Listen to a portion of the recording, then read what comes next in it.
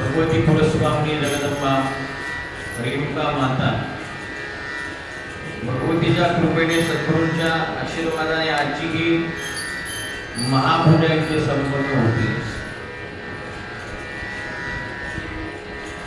सगळ्यांना वाटलं असेल आज महापूजेचं काय औचित्य आहे, आज महापूजा इथे संपन्न होती, त्याच्या मागचे कारण काय?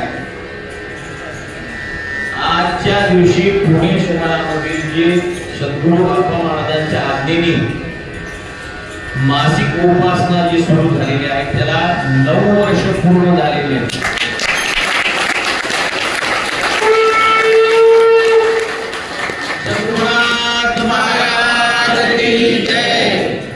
महाराजांच्या कृपेने 9 वर्ष पूर्ण झाले।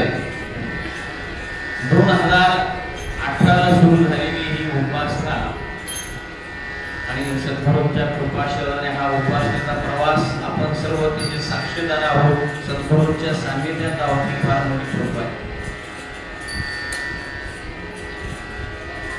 म्हणून आजची ही महापूजा इथे संपन्न होती। श्री सद्गुरु सारिका असता पाठीला का इतरांचा लेखा कोण करी। ज्यावेळेस सद्गुरू आपल्या पाठीशी असतात त्यावेळेस क्षणोक्षणी ती अनुभूती आपल्याला मिळते की कितीही संकट येऊ द्या। आता बऱ्याच जणांना सद्गुरू उपासनेसाठी येण्यासाठी बऱ्याच अडचणी येतात। कधी कधी गाडी मिळत नाही, कधी कधी रिक्षा नसते, कधी अंतर खूप असतं, कधी इच्छा असूनही यायला मिळत नाही।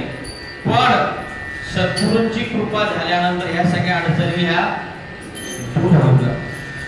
आज बघा, आज आपलं ठिकाण बदललंय पण माणसं बदलले का? वाढ आहे, कमी नाहीये। म्हणजे ही सद्गुरू कृपा आहे आणि ही भक्तांची जी ओढ आहे, सद्गुरूंची मासिक उपासनेला येण्याची जी ओढ आहे, सद्गुरूंच्या ह्या उपासनेमध्ये येऊन त्या सद्गुरूंच्या कृपेमध्ये न्हाऊन निघण्याची जी आस आहे ती आपल्याला इथपर्यंत घेऊन येते। बघा, आज बरेच लोक कोणी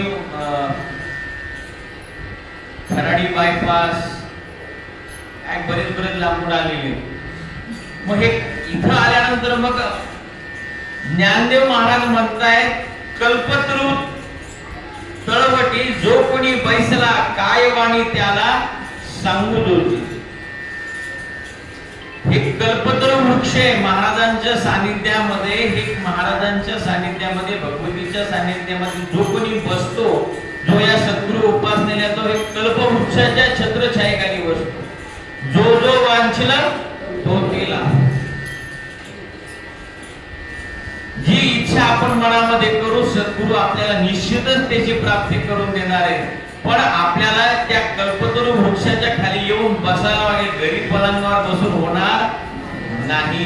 डेरे हरी हे माहिती आपल्याला, पण त्याच्यासाठी इथे येऊन बसावं लागेल, सद्गुरूंच्या सानिध्यामध्ये सेवा अर्पण करावी लागेल, त्याच्याशिवाय हे शक्य नाही। मी म्हणल्याने काही होणार नाही, तुम्ही म्हणल्याने काही होणार नाही, पण त्याच्यासाठी सद्गुरू उपासना महत्वाची सांगितली। मग हा कल्पवृक्ष आहे, तुम्ही जे जे मागाल ते तुम्हाला मिळणार आहे, निश्चितच मिळणार आहे। पण नुसतं मिळणार नाही, ते कसं मिळणार आहे? ती सद्गुरू सेवा करावी लागेल। सद्गुरू सेवा देवदाई सार्थक होईल जन्माची। सद्गुरू सेवा केल्यानंतर निश्चितच त्याची फलप्राप्ती आपल्याला मिळणार आहे। एकदा काय होतं, आता कल्पतरू वृक्ष नाव निघालं म्हणून एक आठवण, आवाज येतोय ना माझा व्यवस्थित? एक माणूस दुपारची वेळ असते आणि खूप थकलेला असतो, जवळ पाणी नाही, अन्न नाही खायला, माध्यमाशिवाय एका मोठं वृक्ष असतो झाडाखाली।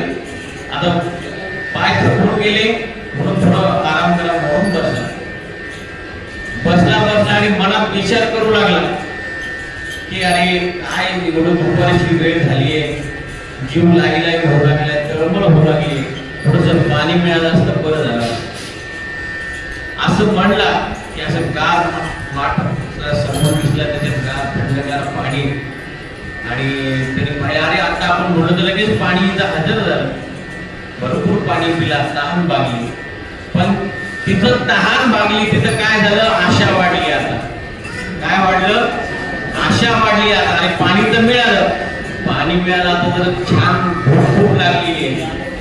आता जशी आपल्या सगळ्यांना भूक लागली आहे ना आता, तर मग त्याला असं वाटलं की अरे थोडस खायला मिळालं असतं तर बरं झालं. असं म्हणतात की पंचपक्वान्नाचं ताट संपलं. मी काय सांगतोय समजून घ्या. आपण कल्पवृक्षाच्या खाली बसलेले आहोत. सद्गुरूंची कल्पवृक्ष छाया आहे.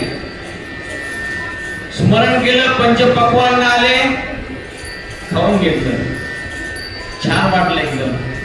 आणि हे सगळं झाल्यानंतर त्याच्या मनामध्ये असं आलं की हे सगळं आपण म्हणतोय खरं, पण हे येऊ कुठून लागलं, भूक बी दे काय, असं म्हणलं की भूक आलं त्याला खाऊ काय.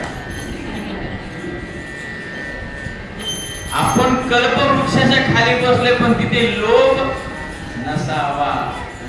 तिथे लोभ निर्माण झाला की ते आपल्याला जे सद्गुरू देणार आहेत ते सुद्धा आपल्या हातून निघून जातं. सांगायचं काय, हे सद्गुरू, आपण सद्गुरूंच्या छत्रछायेत असल्यानंतर जे जे आपण मागू ते ते सद्गुरू आपल्याला निश्चित देणार आहे. पण तिथे अहंकार, गर्व, लोभ झाला की सद्गुरू काय म्हणतात, बाबा तू लांबच उभा आहे, तू येऊच नको.